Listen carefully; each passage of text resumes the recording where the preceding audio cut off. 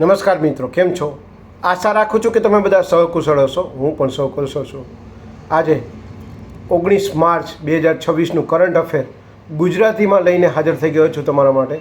તો ચાલો મોડું ન કરતાં આજનો વિડીયો શરૂ કરીએ છીએ. એની પહેલાં કહેવા માંગીશ કે ચેનલ પર નવા હો તો સબસ્ક્રાઈબ કરીને રાખજો. વિડીયો જો ગમે તો એક લાઇક કરી દેજો. ભાઈબંધ, દોસ્તાર, ફેમિલી મેમ્બર સાથે આ વિડીયો શેર જરૂર કરજો, જે પણ ગવર્મેન્ટ એક્ઝામની તૈયારી કરતા હોય, કારણ કે દરરોજ 10 કરંટ અફેરના પ્રશ્ન તેના જવાબ લઈને આવું છું અને શોર્ટ્સમાં દરરોજ જનરલ નોલેજના પ્રશ્નો અને તેના જવાબ તમને લઈને દરરોજ તમને અપગ્રેડ કરતો રહું છું.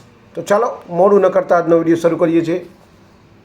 19 માર્ચ 2026 કરંટ અફેરનો પહેલો પ્રશ્ન છે: એશિયાના સૌથી મોટા ટ્યુલિપ ગાર્ડનનું ઉદ્ઘાટન ક્યાં થયું? સાચો જવાબ છે શ્રીનગર.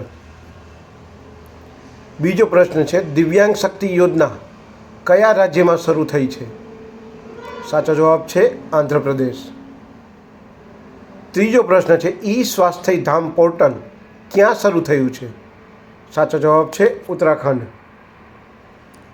ચોથો પ્રશ્ન છે: નાળિયેર ઉત્પાદનમાં ભારતનું સ્થાન શું છે? સાચો જવાબ છે પ્રથમ. પાંચમો પ્રશ્ન છે: સિટી યુનિયન બેંકનો પ્રથમ બ્રાન્ડ એમ્બેસેડર કોણ બન્યો છે? સાચો જવાબ છે રવિન્દ્ર જાડેજા.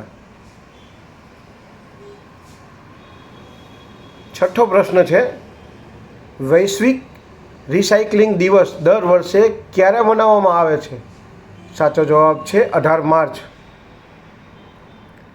સાતમો પ્રશ્ન છે: ભારત ટ્રાન્સફેસ્ટ 2026નું ઉદ્ઘાટન ક્યાં થયું છે? સાચો જવાબ છે નવી દિલ્હી. આઠમો પ્રશ્ન છે: નેશનલ પેરા એથ્લેટિક્સ ચેમ્પિયનશિપ 2026 ક્યાં યોજાશે? સાચો જવાબ છે ભુવનેશ્વર. નવમો પ્રશ્ન છે: કયા દેશનું મેટ્રો નેટવર્ક વિશ્વમાં 3જા નંબરનું બન્યું છે? સાચો જવાબ છે ભારત.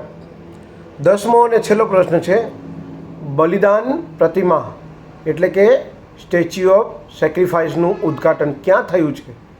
સાચો જવાબ છે અમરાવતી. તો આ હતા 19 માર્ચ 2026ના કરંટ અફેર અને તેના જવાબો. વિડીયો જો તમને ગમ્યો હોય તો વિડીયોને એક લાઇક કરી દીધો. ચેનલ પર નવા હો તો સબસ્ક્રાઈબ કરીને રાખજો, કારણ કે દરરોજ 10 કરંટ અફેરના પ્રશ્નો અને તેના જવાબો લાવતો રહીશ અને શોર્ટ વિડીયોમાં તમને દરરોજ જનરલ નોલેજ આપીને અપગ્રેડ કરતો રહીશ. જો તમે ગવર્મેન્ટ એક્ઝામની તૈયારી કરતા હોય તો આ ચેનલને સબસ્ક્રાઈબ કરીને રાખજો, કારણ કે દરરોજ કરંટ અફેર અને જનરલ નોલેજ તમને મળતો રહીશ અને દરરોજ તમને અપગ્રેડ કરતો રહીશ. ચેનલને સબસ્ક્રાઈબ કરીને રાખજો. વિડીયો ગમ્યો હોય તો લાઇક કરી દેજો અને ભાઈબંધ, દોસ્તાર, ફેમિલી મેમ્બર સાથે આ વિડીયો શેર જરૂર કરજો, જે પણ ગવર્મેન્ટ એક્ઝામની તૈયારી કરતા હોય. તો આજ માટે આટલું જ. જય હિન્દ, વંદે માતરમ દોસ્તો.